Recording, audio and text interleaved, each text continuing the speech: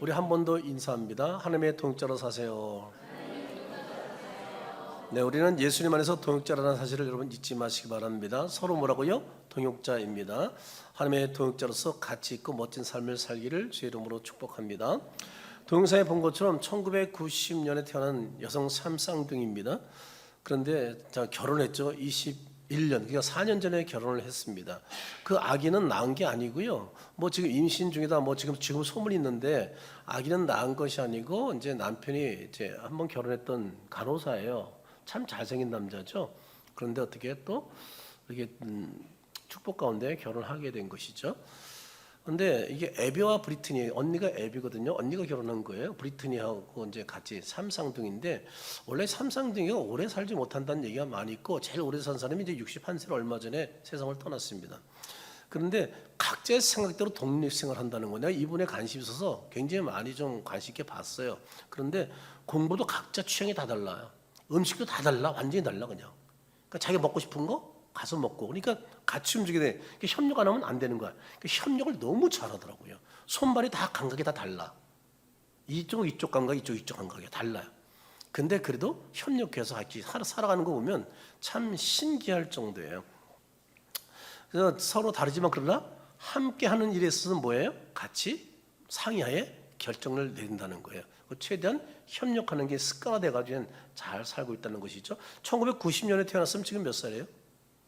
벌써 35세, 30, 그 나라로 35세 됐다는 것이죠.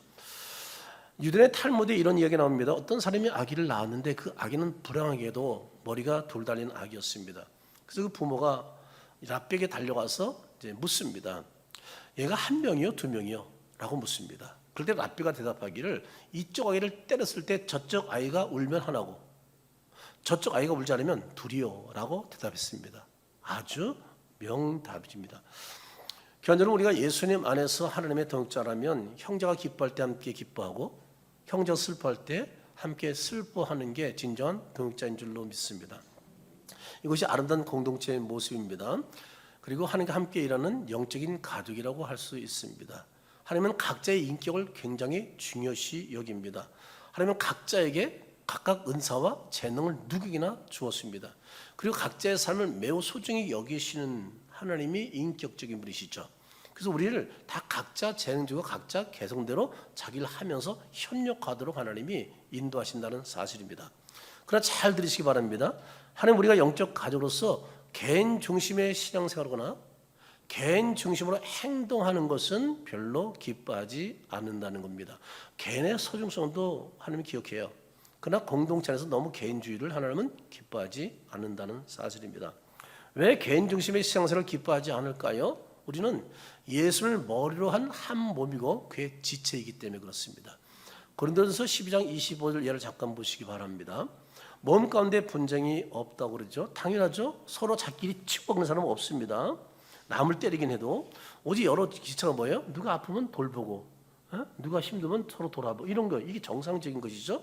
그리고 내가 눈을 다쳤으면 빨리 눈에 뭐 먼지 들어가서 어떻게 해요? 비비기도 하든가 하면 또 입으로 상대방을 후 불어서도 먼지를 내쫓기도 하죠.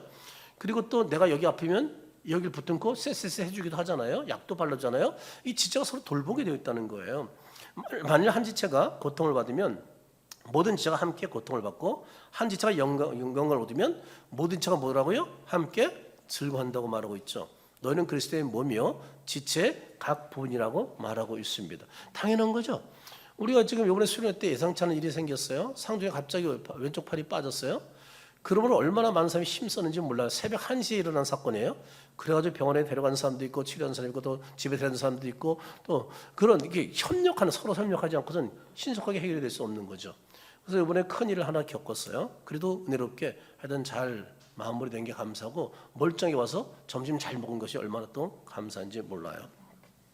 여러분, 왜 개인 중심의 신앙생활 하나님이 기뻐하지 않는다고요? 이유가 뭐라고요? 우리가 예수님의 머리로 한 몸이기 때문에, 우리는 다 지체이기 때문에, 서로 돕고 살게 했기 때문에, 그래서 너무 개인주의로 가는 것을 하나님이 기뻐하지 않는다는 사실입니다.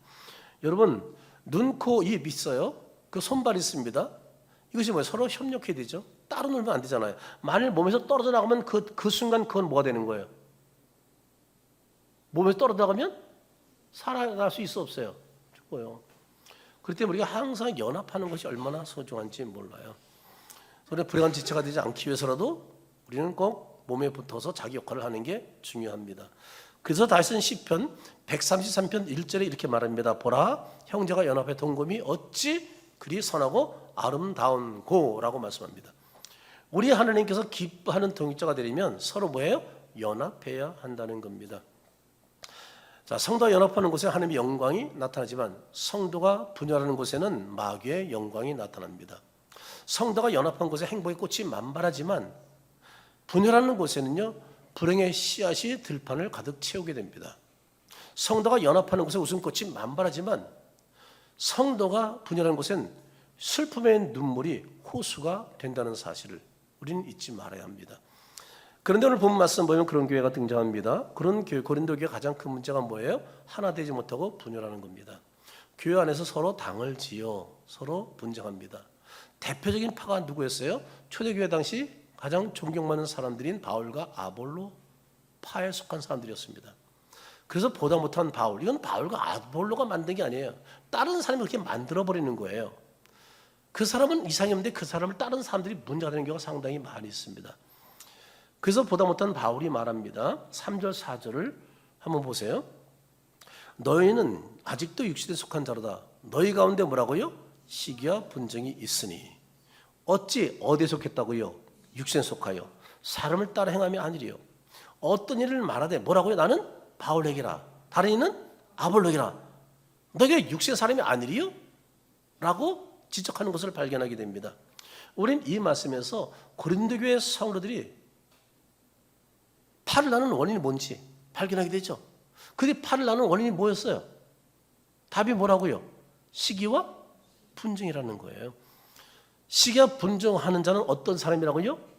육에 속한 사람이라고 정의를 내리고 있습니다. 여러분, 육신에 속한 사람은 분쟁하지만 성령에 속한 사람은 하나 된다는 것, 연합한다는 것 잊지 마시기 바랍니다. 그러니까 우리는 육신에 속한 자가 되지 말고 성령에 속한 자로 연합한 자가 되기를 주의 이름으로 축복합니다. 그래서 오늘 말씀을 보면 성도 여러분에서 바울이 이렇게 외칩니다. 9절입니다. 다 같이 한번 읽어볼까요? 우리는 하나님의 동역자들이요, 너희는 하나님의 밭이요, 하나님의 집이니라. 우리는 다 누구라고요? 옆에 있는 사람 다 하나님의 동역자라는 겁니다. 사람의 밭이 아닌 하나님의 밭이라는 겁니다. 사람이 지은 집이 아닌 누구 지은 집? 하나님이 지은 집이라고 말하고 있습니다. 그러므로 우리는 하나님의 동역자로서 마땅히 어떻게 돼요? 하나가 되어야 한다는 사실입니다. 연합해야 한다는 겁니다. 그럼 지금부터 하나님의 동역자의 특징이 무엇인지 하나하나 말씀을 드리겠습니다. 첫째, 하나님의 동역자의 특징은 성실하게 일하는 사람이라는 겁니다. 5절 하반절을 보십시오. 그들은 주께서 각각 주신 대로 너희로 하여금 믿게 한 사역자들이라 이렇게 말합니다. 하나님은 우리에게 사명을 주실 때 사명을 감당할 능력도 함께 준다. 이 사실을 믿으시기 바랍니다. 내가 무엇으로 부름받았지 그 부름을 받았을 때는 뭐예요? 능력도 함께 주신다는 겁니다. 문제는 우리가 그것을 얼마나 성실하게 사용하느냐라는 것은 나에게 달려있는 겁니다. 하나같이 위대한 분들, 우리가 청년부 때 같이 공부했습니다만 위대한 사람들 하나같이 못해 그랬어요. 모세, 기드온 못해 그런 사람이 하나들이 아니에요. 굉장히 많아요. 바울도 아직 그 외에도 많이 그랬어요. 바로 특별히 선택받았지만 그 외에도 많은 분들이 자기 연약함 때문에 자신 없다고 얘기했어요. 예레미야도 마찬가지고. 그런데 하나님께서 불렀을 때는 못 가준다고요? 능력도 함께 주는 걸 믿지 못했지만 나중에 깨닫게 되는 것이죠. 그래서 우리는 하나님 앞에 언제나 성실하게 사명 감당하는 것이 얼마나 중요한지 몰라요. 사명을 성실하게 사용하면 귀하게 쓰임받지만 사명을 불성실하게 사용하면 천하게 버림받는다는 사실을 누굴 통해 알 수 있어요? 다윗 왕과 사울 왕을 통해서 우리는 확실하게 보았습니다. 본문에 등장하는 아볼로와 바울은 매우 성실한 하나님의 사람들입니다. 그들 하나님의 복음을 위해서 최선을 다해서 달리는 마라토너들입니다. 바울과 아볼로는 신앙인으로서 모험적인 지도자들이었어요.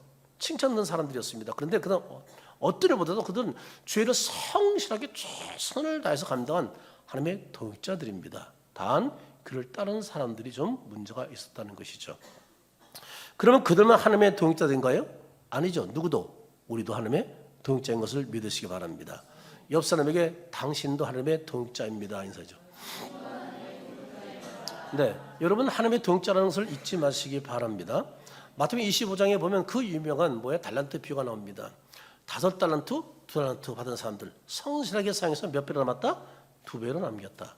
근데 1달란트 받은 사람 어떻게 해요? 일하지 않았어요. 불성실했습니다. 땅에 묻어놓습니다. 그 결과 하나님이 어떤 자에게 좋은 평가를 주셨나요? 어떤 자를 축복하시나요? 성실하게 일한 사람들이었습니다. 한 연구에 따르면 성공한 사람들의 90% 이상은 특별한 재능이 있다기보다 꾸준함과 성실함이 있었다고 말하고 있습니다. 재능 받고 열심히 안 하면 소용이 없습니다. 성공하는 사람은 어떤 사람이라고요? 성실한 사람을 하나님이 반드시 들어 쓰십니다.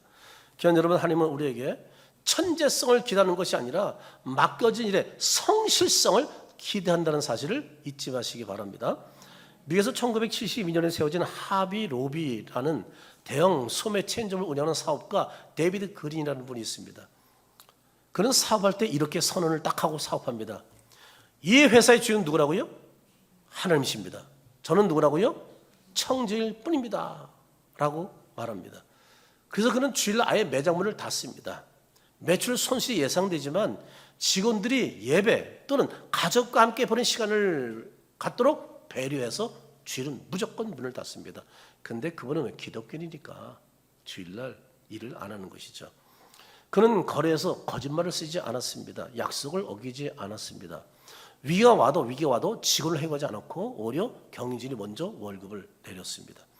더 놀라운 것은 회사의 이익의 50% 이상을 전 세계 복음 전파와 구제 사역을 해서 50%를 쓰고 있다는 사실입니다. 그는 성경 번역, 교회 개척, 빈빈 의료 지원 등 수십 년간 나눔을 멈춘 적이 없다고 말합니다. 많은 사람이 그를 성공한 사업가로 기억하지만 하나님은 그를 끝까지 성실한 그리스도로 보고 있다는 사실입니다. 왜냐하면 그는 자기 이익보다 이웃사랑, 하나님 사랑을 우선했고 세상 사람들이 알아주는 일을 쫓기보다 현재 주어진 일에 성실했기 때문입니다. 귀한 여러분, 그 어떤 유익한 말일지라도 실천이 따르지 않는 말은 죽은 말입니다. 요즘 사람들은 예전과 달리 공부를 많이 해서 똑똑한 사람이 많습니다. 말 못하는 사람 없습니다. 그런 문제는 말을 실천하는 사람은 극히 드물다는 사실입니다. 그런데 기독교인조차 크게 다를 바가 없습니다. 그래서 세상 사람들이 기독교를 향해서 뭐라고 그래요? 교회 다니는 사람 말만 잘하는 사람이다 라고 평가를 내립니다. 귀한 여러분, 우리는 하나님의 동역자로서 말보다 행함이 앞서는 성실한 그리스도인으로 살기를 주의 이름으로 축복합니다. 두 번째 특징은 사명대로 일하는 사람입니다. 6절 말씀 보면 나는 심었고 뭐라고요? 아볼로는 물을 주었다고 말합니다. 오직 그러나 하나님께서 자라게 하셨다고 말합니다. 바울은 심는 사명, 아볼로는 무슨 사명? 물을 주는 사명. 이 말씀에 의하면 이 자리에 계신 성도들 중에도 주기도 사명받은 것이 다 있다는 겁니다. 사명을 받지 않은 사람은 단 한 사람도 없습니다. 우리 청년들은 사명을 많이 지난 이번 때 얘기했는데 수련 때 얘기했는데 사명을 아직도 모르는 학생들이 있습니다. 근데 사명은 이제 배워 나가는 겁니다. 근데 하나님이 미리 예레미야에게 선지자로 예언자로 사명 주신 것처럼 결국은 준비해놓고 기다리고 계십니다. 가면서 찾게 되는 거예요. 누구는 이런 사명, 누구는. 지금은 어려서 모를 수 있어요. 근데 우리 나이 들면 사명 찾아가잖아요. 제가 목사라는 사명을 제가 받은 거는 전혀 꿈도 가져본 적이 없어요.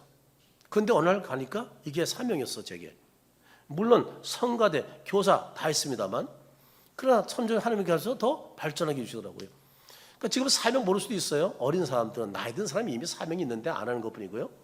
근데 그것을 찾아가는 겁니다. 그래서 하나님이 이렇게, 그리고 그걸 할 때 자기는 행복해. 그리고 보람 있어. 그리고 하늘에 상이 되는 거. 이 자칫 사명을 찾는 게 얼마나 참 중요한지 몰라요.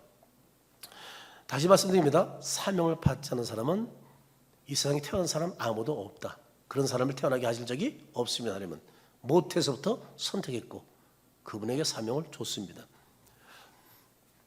그래서 우리 모두 하나님 계신 은사와 재능이 있다는 사실을 잊지 마시기 바랍니다. 즉 바울도 아볼로도 자기 생각대로 일하지 않았다는 겁니다. 자기 각자 사명에 따라 감당했습니다. 이처럼 우리도 예수의 몸된 교회에서 각자의 사명을 따라 사역을 해야 한다는 사실입니다. 그럴 때 성도의 사역으로 해서 예수님의 몸된 교회가 어떻게 되겠어요? 교회로서 역할을 잘 감당하게 되고 교회는 건강하게 성장하게 된다는 사실입니다. 예배드릴 때 찬양팀이 없다고 한번 생각해 보세요. 얼마나 삭막하겠어요. 개척교는 그냥 목사님이 다 찬양까지 다 모두 다 합니다. 그렇잖아요. 근데 우리가 이렇게 예배드리다가 만약 찬양 갑자기 오늘 쑥 없어졌어. 그러면 오늘 같은 경우는 지방에 내는 사람들이 있어가지고 몇 명 뚝 없으니까 벌써 누르봐도 썰렁해 보이잖아요. 근데 많은 사람이 서서 하면 또 은혜스럽잖아요. 그래서 연합 집회 때는 너무 우리가 보기만 해도 좋잖아. 은혜가 벌써 되잖아요. 그러니까 사명 따라 일하는 사람들이 있다는 게 얼마나 참 중요한지 몰라요. 어제 우리 청년들이 다 대청소했거든요. 우리 청년들에게 없지 여기 몇 명 있네. 청년들 수고한 청년들 막. 네. 우리가 여기다 식당 의자 갖다 놓고 세미나를 했기 때문에 그래서 여기서 식당 의자 다 치우고 다시 다 했거든요. 그래서 우리 청년들이도 시간을 내서 어제 청소까지 하고 이렇게 갔는데 아무튼 우리 모두에게 뭐가 있다고요? 사명이 하나님 주신 것이 있다는 사실입니다. 그러니까 아볼로, 바울 자기 마음대로 하지 않습니다. 하나님 주신 사명대로 일을 했다는 사실입니다. 저와 여러분들도 사명이 무엇인지를 찾는 게 중요하다. 그리고 사명으로 몸된 교회에서 섬기는 것이 중요하다는 사실입니다. 그럴 때 하나님께서 우리를 통해서 영광을 받으시고 또 교회는 건강하게 세워진다고 말씀드렸습니다. 그러므로 사명제 구할 것은 뭐라고요? 충성입니다. 저와 여러분들이 사명받은 대로 주 앞에 충성하기를 축복합니다. 구약의 모세와 아론 한번 보시기 바랍니다. 모세 하나님의 말씀을 전하는 자로서 백성을 인도했습니다. 아론은 제사로서 제사 드리는 일들을 감당했습니다. 역할이 다르지만 목적은 똑같습니다. 뭐예요? 주를 위해서입니다. 제가 계속 바쁜 사역으로 건대호흡기 내과에 지금 목 상태가 안 좋잖아요. 예약돼 있지만 지금 3주째 미루고 있어요. 가지 못하고 계속 일이 계속 밀리니까. 그래서 제가 병원을 이제 방문해서 치료받기까지는 의사 한 사람 만나는 게 아닙니다. 원무과 가야 됩니다. 또 간호사 해야 됩니다. 또 기다렸다가 또 의사 부를 때 가야 됩니다. 또 의사가 또 어디 가서 검사 받으라 호흡기 한번 폐 검사 좀 해보라. 그럼 또 다른 데 왔다 갔다 합니다. 의사가 한 사람을 치료하는 게 아닙니다. 여러 사람이 협력해야 됩니다. 그래야 환자가 치료받을 수 있습니다. 여러 사람이 협력해서 하나 되었을 때 그 환자 한 사람이 치료받을 수 있는 거예요. 혼자 하는 게 병원도 그렇습니다. 그럴 때 회복될 수 있어요. 교회도 마찬가지입니다. 모든 사람이 협력할 때 교회는 교회다워지고 교회 역할을 감당할 수 있게 된다는 겁니다. 목사는 말씀을 전하고 장로는 기도하고 그리고 그 외에 각자 맡은 직분에 기도로 섬기고 찬양단으로 섬기고 이런 게 합력해서 하나님께 영광이 돌려지고 맛있는 고급스러운 모든 사람이 세계 사람이 감동하는 비빔밥이 되는 거거든요. 그래서 교회 여러분 우리에게 맡긴 사명이 무엇인가요? 눈에 특별히 띄지 않은 사명에도 괜찮습니다. 기억하세요. 하나님은 사명의 크기를 보지 않고 사명에 대한 순종과 충성을 보시는 분이라는 사실을 말입니다. 그러니까 우리는 사명이 무엇인지 발견해서 그 사명, 하나님이 세상에서 나를 쓰라고 준 사명이에요. 그 사명을 놀리지 말란 말이에요.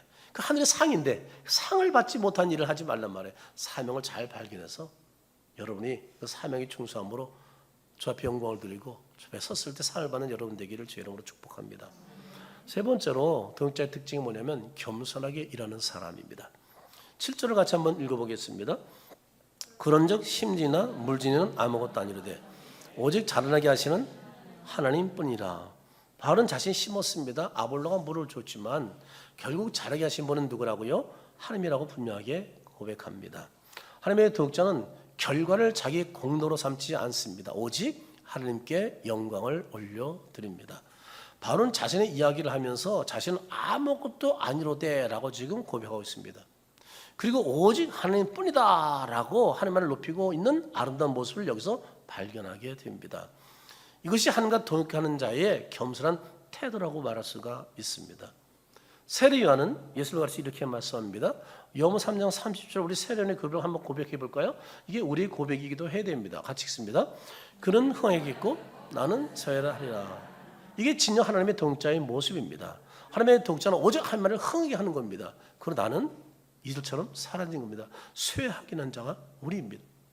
교만은 교회 공동체를 무너뜨리지만 겸손은 교회 공동체를 건강하게 세워간다는 사실입니다. 귀한 여러분, 우리는 하나님의 공통자로서 겸손적 은혜를 베푸시는 하나님 앞에 겸손히 영광 올려드리는 저와 여러분 되기를 주의 이름으로 축복합니다. 그럼 하나님의 동역자로서 일한 자에게 나타나는 열매가 뭐냔 말이죠. 일한 대로 상을 받는다는 겁니다. 8절에 답을 주시고 있습니다. 한번 읽어볼까요? 심는 이나 물질은 한 가지나 각각 자기가 일한 대로 자기 상을 받으리라. 성경에는 상급에는 말씀이 많이 있어요. 제가 다 찾아보지 않고 한 군데만 요한계시록 끝에 보겠습니다. 22장 끝에 보겠습니다. 10절입니다. 같이 읽어볼까요?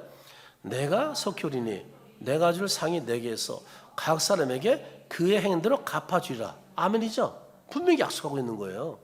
하나님이 거짓말할까요? 예수님이 거짓말할까요? 하나님의 제들이 거짓말할까요? 예수의 제들이 거짓말할까요? 성경에 기록되어 있어요. 여러분 잊지 마세요. 여러분이 헌신하고 봉사하고 다 상이 있어요.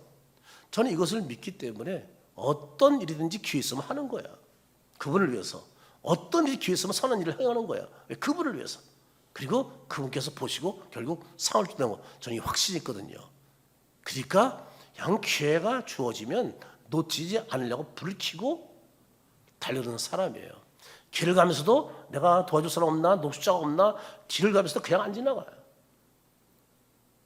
식당에 가서도 학생들이 있나 없나 몇 번 물어봤는데 요새 학생이 없는 사람들이 많더라고요. 식당에 많더라고요. 젊은 데 학생이 아니더라고요. 자, 대학생들마다 팁을 주니까 말이죠. 많아서 그런 게 아니고 아무튼 저는 그냥 그렇게 사명을 알고 살려고 하는 거니까 어려운 사람을 돕는다. 이게 그냥 꽉 차 있으니까 저는 그 형편이 있으면 하는 거고 없으면 못 하는 거고 그렇잖아요. 주머니에 없으면 못 하는 거고 있으면 하는 거고 이제 그런 거죠. 여러분 기억하세요? 우리가 하나님 동역자 하는 일은 뭐냐면 하나님께서 일한 대로 상을 주신다는 걸 믿고 우리가 항상 성실하게 맡은 직분에 최선을 다하는 겁니다. 그런 삶을 살기를 주의 이름으로 축복합니다. 만일 하늘의 상을 바라지 않는다면 그것은 믿음 없는 태도입니다. 그리고 사명대로 살지 않는 사람의 모습입니다. 성도는 하늘의 상을 바라봐야 사모해야 성실하게 됩니다. 이 말씀을 믿어야 성실하게 됩니다. 하늘의 상, 뭐 가봐야 알지 뭐 어떻게 알 수 있어. 믿음 없는 사람은 절대 성실하게 일하지 않습니다. 근데 그 성경 말씀을 아멘하고 믿는 사람은요 성실하게 주 앞에 살아갑니다. 왜요? 그걸 믿으니까. 그걸 바라보고 있으니까 말이죠. 그러니까 말씀을 믿는 건 믿지 않는 게 얼마나 차이가 큰지 몰라요. 여러분 성경 말씀을 아멘으로 믿고 성경 말이 그렇다면 그런 줄 믿고 아직 눈에 보이지 않지만 믿음 바라는 것들의 실상이라고 그랬잖아요. 그런 것처럼 우리 말씀을 믿고 여러분 성실하게 맡은 일에 최선을 다하며 살아가기를 주로 부탁을 드립니다.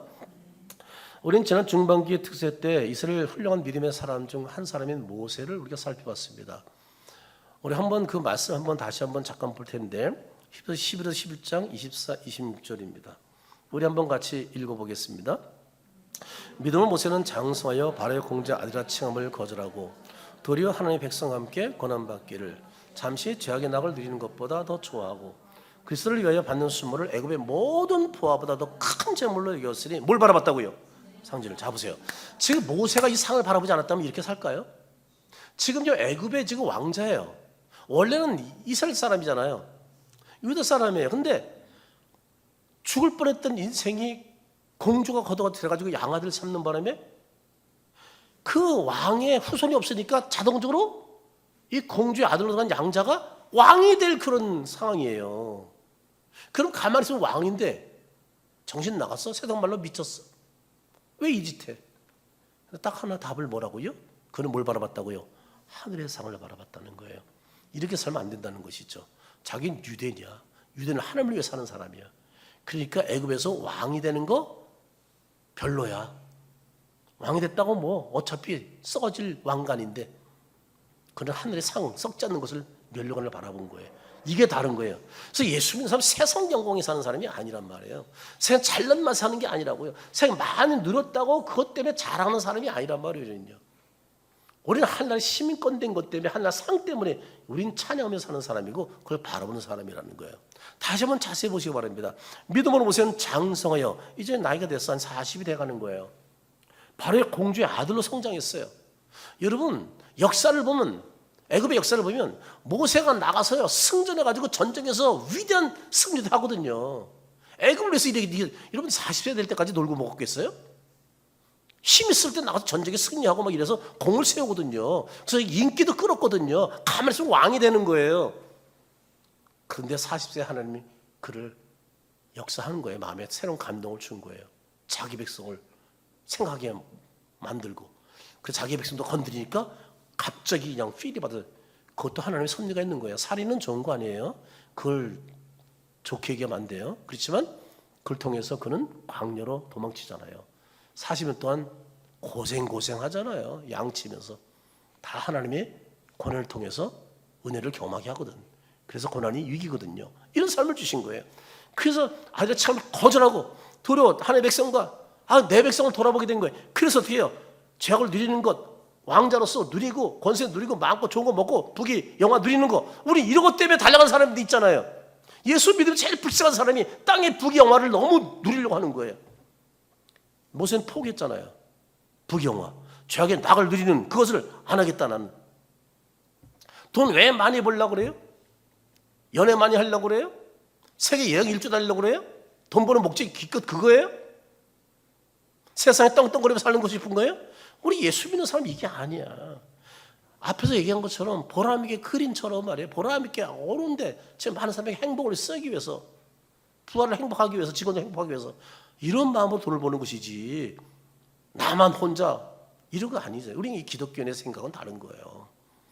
그래서 자기는 뭐예요? 백성을 위해서 내가 고난을 당해도 내가 이 즐거움, 이 영화, 난 포기하겠다, 돈 포기하겠다, 왕 포기하겠다, 이 얘기잖아요. 그래서 그리스도를 위해서 받는 수고를 애굽의 모든 그 누리는 것보다 다 더 큰 재물로 여겼다고 그래요. 얼마 멋있어요. 그래서 끝에 뭐래요? 자기는 상을 바라본다. 저와 여러분이 썩어질 것 바라보지 말고 하늘의 상을 바라보는 눈이 열리기를 주의 이름으로 축복합니다. 축복합니다.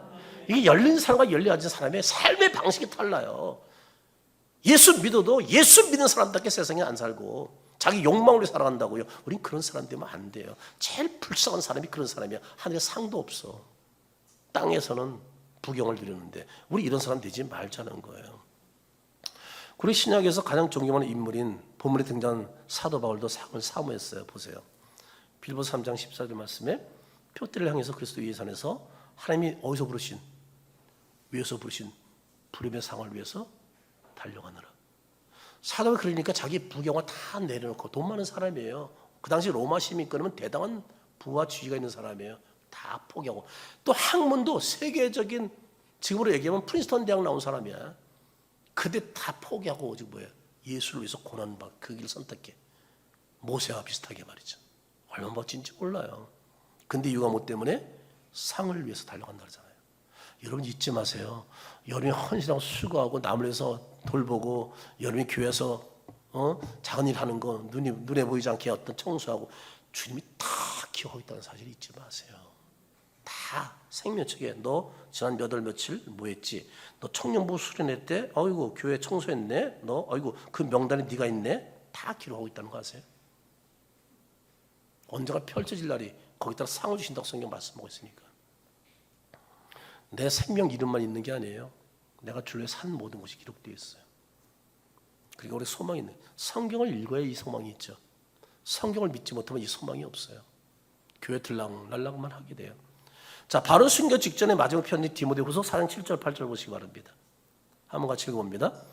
나는 선한 싸움을 싸우고 나의 달 길을 마치고 믿음을 지켰으니 이제는 뭐가 있다고요?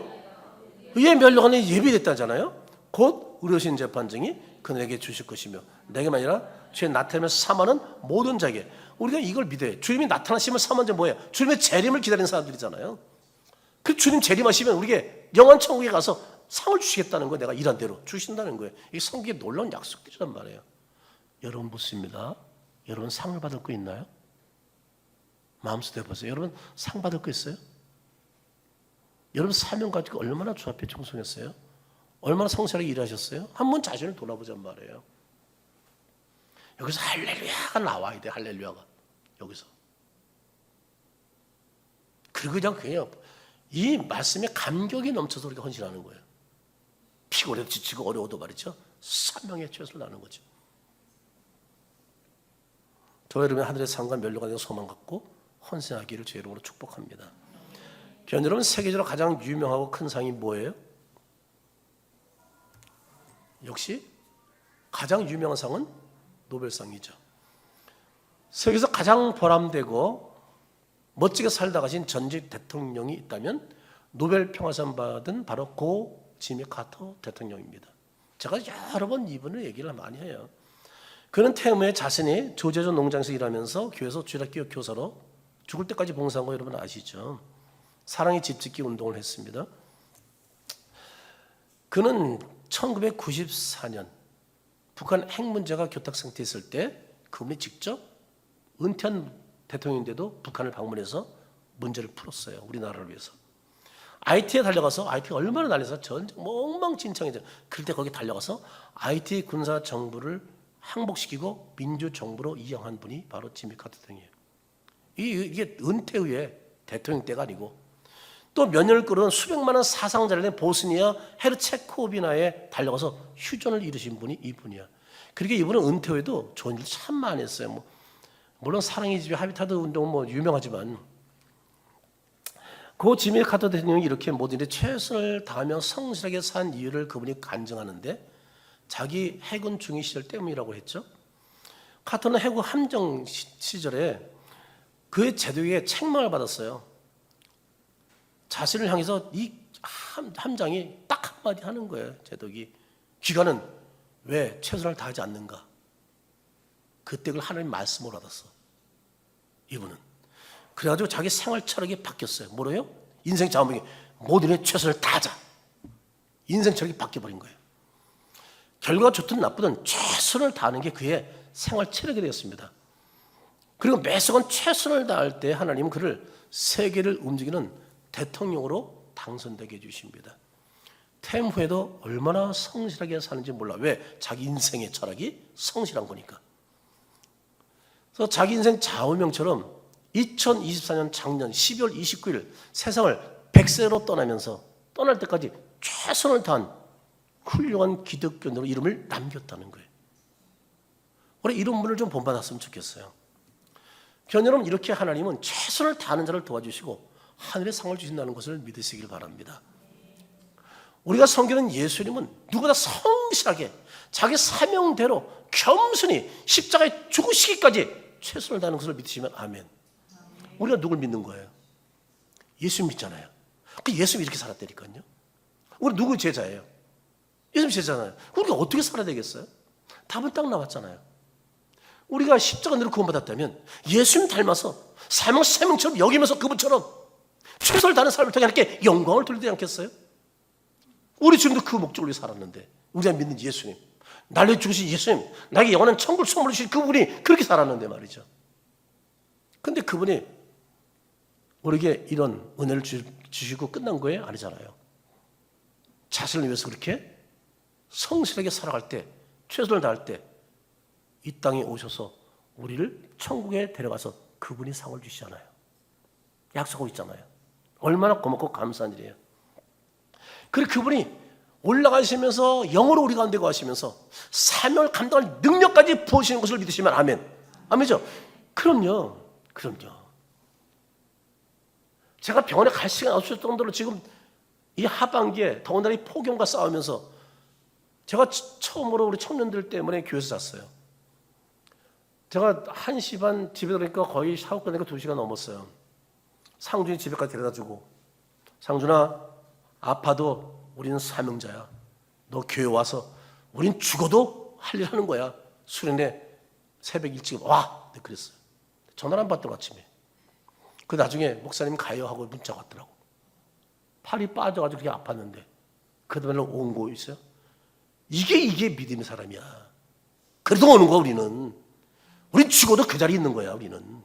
이런 사람을 하는 거야. 아파도 교회 와서 아픈 거야 우리는. 성실하게 사는 거야. 이게 예수 믿는 사람이에요. 그럴 때 하나님이 기적과 능력을 경험하고 믿음이 그때 확 성장하는 거야. 그런 걸 통해서. 감사하죠. 사실 목사님이 그런 얘기 하고 싶지 않아. 아파서 빠져 그렇게 식은땀 흘리고 아파가지고 저녁에 맛있는 빙수도 못 먹고 하는데 사모님은 가서 쉬고 그냥 쉬게 하라고 그랬지만 저는 사명자잖아. 그래도 훈련시켜야 되잖아. 야, 너 아파도 가자마자 다른 과정으로 빨리 차.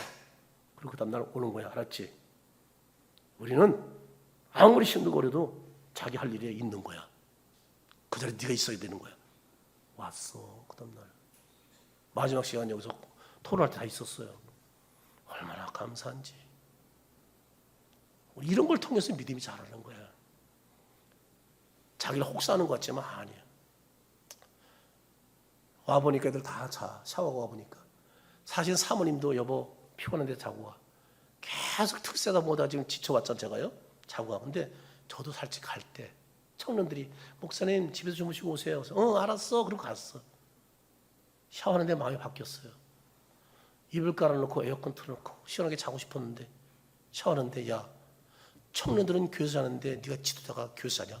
집에서 자냐? 그 마음에 여보 샤워 끝나자마자 옷 갈아입고 샤워하는데 오는 동안에 또 땀났어 더워서. 그래가지고 애들 돌아보고 뭐 하다 보니까 땀이 또 쫙 났어. 대충 또 4층 화장실 가서 대충 또 조금 닦고. 그리고 2시 넘어서 3시? 2시 15분에 우리 난 몰랐는데 은사 그러더라고. 목사님 2시 15분쯤에 왔었어요. 그러더라고. 그때 앉았나 봐. 그래서 닦고 뭐 하다가 3시간 넘었어요. 3시간 몇 분 자고 저 먼저 애들 올라오기 전에 먼저 닦고 7시부터 시작이니까 우리가 또. 청년들도 힘들지. 근데 우리는 이러면서 은혜 받는 거야. 이러면서 은혜를 체험하는 거야. 이게 중요한 거야. 놀고 다 먹고 편하게 하면서 할 수가 없어요. 우리 청년들 땀 흘리면서 공동체 올려냈거든. 근데 그런 걸 통해서 배우는 거야 우리는. 여러분 잊지 마세요. 우리가 성실히 맡은 직분에 충성을 하나님 사랑을 주신다는 사실을 말이죠. 우리가 주님이 감당할 능력 주시는데 또 삶이 충성한 만큼 상과 멸망을 주신다는데 얼마나 감사한 일이에요. 성도 여러분, 우리 하나님의 동역자로서 하나님의 상을 바라보고 성실하게 사명대로 겸손히 일하기를 제 이름으로